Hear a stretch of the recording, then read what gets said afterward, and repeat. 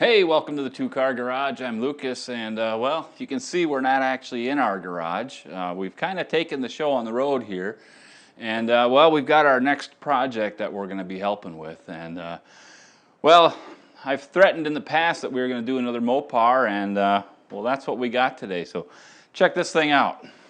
What we have here is a 1973 Dodge Charger. It is a big block automatic car, and well, this is actually belongs to the son of a friend of mine. He's currently active duty in the Navy, and well, he's actually home just for a couple of days here on leave, and we thought now would be a good time to actually show him the car that he bought a year ago, and kind of talk through what his future plans are going to be with this thing. And I think what we're going to do right now is we're just going to back this out of the garage. We'll get it in the sunlight. We'll get everybody set up here, and then we'll kind of show you what's going on. So let us get this outside. I'll see you in a second. All right, here we are. So this is Airman Kearns, the U.S. Navy, and again, I said he's home on leave just for a few days, and I helped his dad purchase this car well, just about a year ago, and this is the first time he's actually seen it and got to drive it around. So, Sawyer, what do you think of your new car? I love it, honestly. Like, when I first came home, that's all I looked at. When we opened the garage, that's the first thing I saw. I'm like, holy crap, it's a lot bigger than in the photos.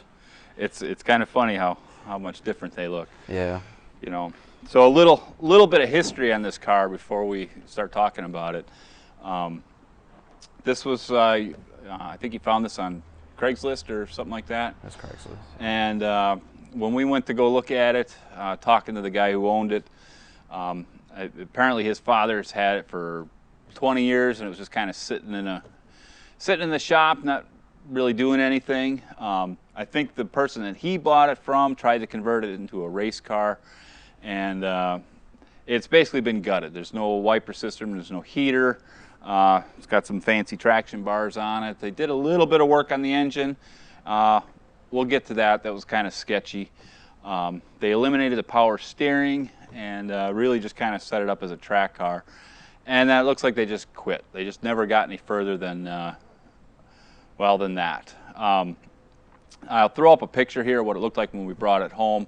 It was just mostly all in primer, and what Sawyer's dad did here before parking it for the winter is he just threw on some rattle can black paint, and in fact he has his own YouTube channel that he's been using to share information with Sawyer while he's stationed overseas, and I'll throw a link to his channel, and if you could do him a favor, go ahead and subscribe. Just you know, throw some views his way, and truthfully, most of the work that's going to happen will be done on his channel, because I'm not doing all of it. I'm just the assistant. But the car is here now, and when it was dropped off, it really didn't run all that well. It had a whole bunch of patchwork done to it just to make the thing work. It had a big Holley carburetor on it that was just way too big for this thing. It was running really rich. The ignition system was all messed up. And then we actually found that the intake manifold was not bolted down properly, and it had a major leak. So on the next video, I'm going to kind of show you all the stuff I had to do to get it running to the point where Sawyer could actually drive the thing once he got home from on leave here. To be honest, it doesn't run well. It just runs well enough that you're able to drive the thing around. But that's what I know, and you know, since we haven't really been able to talk while you were, you know, while you're stationed overseas here, now is really the best time to kind of talk through what it is you want to do, what you envision this thing being in the future. You know, I'll tell you, you got really lucky when you bought this. This car is about as solid gets. I don't know when it was taken off the road to be converted to a race car, but it must have been a long time ago, because there is zero rust on this car. Everything is as solid as it can get. Every corner of it's been beat up at some point, but there's no rust. So our body work is actually going to be pretty easy. I think our focus right now is going to be mainly just getting the mechanicals taken care of to make it a driver. So, like I mentioned, this is a big block car. It's a 400 automatic.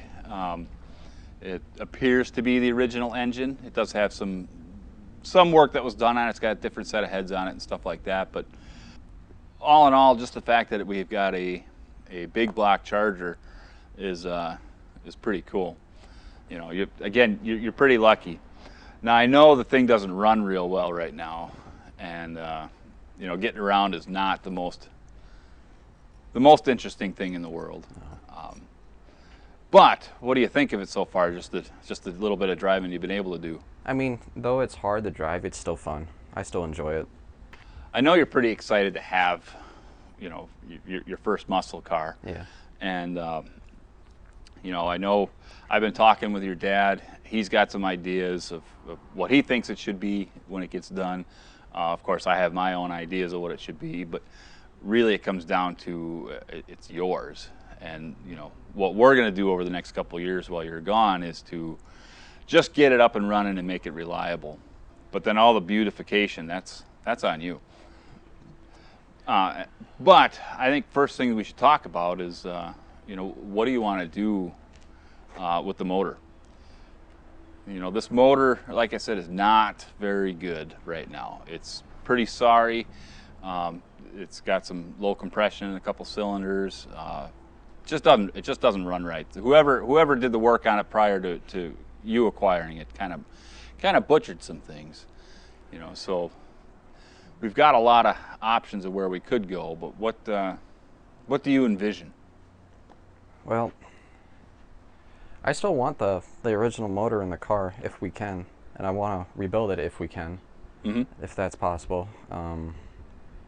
Maybe get a little more power than it has right now, but other than that, I just wanted a fun, like a fun weekend driver to take around. So you're not going to be driving this daily? No. So something that maybe is more of a ground pounder would be kind of what you're looking for? Yeah. Well, I'll tell you what, let's pop the hood. Let's take a look under the hood and we can kind of discuss some of our options. Okay. So here we are under the hood, and you know, there's not much to see right now. As far as I can tell, this is the original engine for this car, but there's been a lot of work done to it. The heads are an earlier head. It's out of it's like a 67 383 head. My guess is that what they were trying to do was to bump the compression a little bit, because you know, in 73 this was a low compression, kind of a dog motor, and so these heads with a little bit smaller chamber should have given it a little bump in compression. However, valve size isn't ideal. So you're never really going to make a lot of power with this. The intake manifold is actually off of a, looks like it's off of a 383 Magnum. You know, the orange manifold was not original. This would have had a 2-barrel on it to begin with, so they, you know, common upgrade was to slap the 4-barrel on there. Beyond that, you know, there's a set of headers on here. And that's about it. You know, they've gone ahead and removed all the extraneous accessories. This was an air conditioning car. You know, you can see the big holes in the firewall for the air conditioning box. You know, that's been eliminated. You know, all the accessory drive for the air conditioning was eliminated, and really they just kind of cobbled a belt drive together to make it work. I don't know if you're aware of this, but over the past couple of months, me and your dad have been actually buying parts for it. We've got new pulleys and new brackets, so we can put the power steering back on it. We can get the fan belt rerouted so it's actually mounted correctly. And really, we're just going to turn this into a non-AC car. So it's going to have power steering and an alternator. About as simple as it gets. You know, to be quite honest, it's going to look just like the front half of the motor in my Dodge. You know, pretty standard stuff. Should you want to put air conditioning in it in the future, I would suggest not going with the stock stuff. I would use, you know, an aftermarket, like a vintage air type unit. They'll have brackets that'll bolt right on for the compressor unit, and you'll get a much more efficient, better unit inside the car. You know. But that's, you know, honestly down the road. I think you got a lot of other stuff to worry about. So this motor, again, you'll see on the next episode some of the stuff we had to do to get it running, but it's pretty tired. Compression is low in quite a few cylinders. I did have the intake manifold off because we had to reseal that and regasket it. And it was pretty sludgy inside, so I think it really just wasn't taken care of for a lot of its life. So realistically, this motor's done. Mm-hmm. If you want to keep the original motor, it's going to be a full-on rebuild. We can go right to 440 source, and we can get everything we need to get this up and running. And you know, depending on what your budget is and what your long-term goals are, we could build a pretty stout little 400 here. So that's one option, is to rebuild this motor, put a stroker kit in it. You know, that would involve you know, a bottom end kit. 440 source has them, crank, pistons, rods. You know, probably stroke it out to 500 cubic inches. But then to take advantage of that, you need a new camshaft. I would junk these heads and get a set of aluminum heads, you know, and then I'd get a manifold to match that. And then we got to figure out what you want to do for fueling. You know, do we stick with a carburetor? Do you want to go fuel injection? You know, so there's a lot of options there, and we can talk about some of that stuff here and kind of see what kind of plan we come up with. Doesn't need to be done today, just, you know, something to think about. But before we talk about that, I want to throw a couple other options out at you. One is if you're not dead set on this original motor, we could go late model. We could put a Hemi in it. You know, a Hemi conversion in a, you know, mid-70s B body, I think it's pretty cool. Not the easiest, not the cheapest, but you know, you'd have a fully modern driveline at that point. So that's another option. Now, a third option, which I floated past both of these guys, and I'm just going to throw it out to you. I'm thinking they should just put an LS in it. Dirt cheap, it's available everywhere. Super simple. I mean, realistically, we could pick up a truck motor, we could drop it in, get the computer hooked up, and have this thing running in just a couple of weekends. And then you've got dead reliable horsepower. Thoughts on an LS swap? No thoughts. Just no. I don't think so. Well, enough of that then. We'll just move back to Mopar.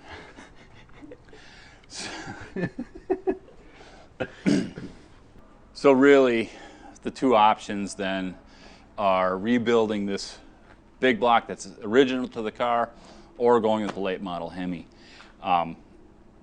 Your thoughts? I would like to rebuild the engine. I think that'd be, I mean, kids nowadays don't see many big blocks around anymore. Like, you know, to be honest, I think rebuilding the original motor's a pretty good plan. It's not going to be cheap. You're in the Mopar world. Ask your dad; he's a diehard Mopar fan. They're not cheap. There's just nothing cheap about them. But at the same time, I don't think there's really anything cooler than a big block. And there's a lot we can do. You know, I think a stroker kit, a set of heads, an intake, and a nice cam. I think it's going to be a pretty sweet little ride. You know, now one thing you got to keep in mind: if we start adding power to this, everything from here back needs to be upgraded. Transmission. The transmission needs to come out anyway because it's got a front seal leak, but that'll need to be rebuilt and beefed up. You know, because anytime you go and add 200 or 300 more horsepower than it was designed for, you got to beef it up. Now, you're lucky it does have a 727 transmission in it, which is the beefier transmission, and a rebuild kit's not terrible. So I think we'll have to beef that up. Mm-hmm. But then. I think the weakest link in this whole car is the rear end. It's got just a tiny little rear end.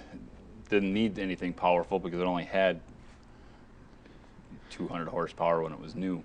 Mm-hmm. Now what Sawyer doesn't know is that right after his dad picked this car up, I started doing some searching on Marketplace and Craigslist and stuff, and I actually found a rear end for a 73 B body. It's an 8 3/4. It's actually out of a station wagon, so it's a little tiny bit wider than this one. I think overall it's like 2 inches wider, so it's going to kick your rear wheels out. But I was riding behind the car here a couple days ago, and it really looked like the rear end is just too narrow. Tires are too tucked in, so I think having that extra width on the rear end will kind of push the tires out a little bit. I don't think we'll have much of an interference issue with fenders. If we do, we'll just roll those back. So I went ahead and I just bought it for him. It was really inexpensive. I actually got I got it for $50, which is not a bad deal for an 8 3/4. It needs to be completely rebuilt. We're going to need to get a center section for it, but it'll be a direct bolt in, and it's going to handle whatever power you throw at it. Unless you get ridiculous, the 8 3/4 is a good rear end. So I went ahead and picked that up, and now his dad's gonna clean it up over the winter, get it ready, and then when you do start to put some power in it, we'll swap that rear end in and really not have to worry about it. After you upgrade the transmission and you put in the new rear end, the suspension on this thing is well, it's old. It's older. It's older than I am. It's almost as old as your dad is, and so it's pretty tired. So really, the whole front end's going to need to be rebuilt.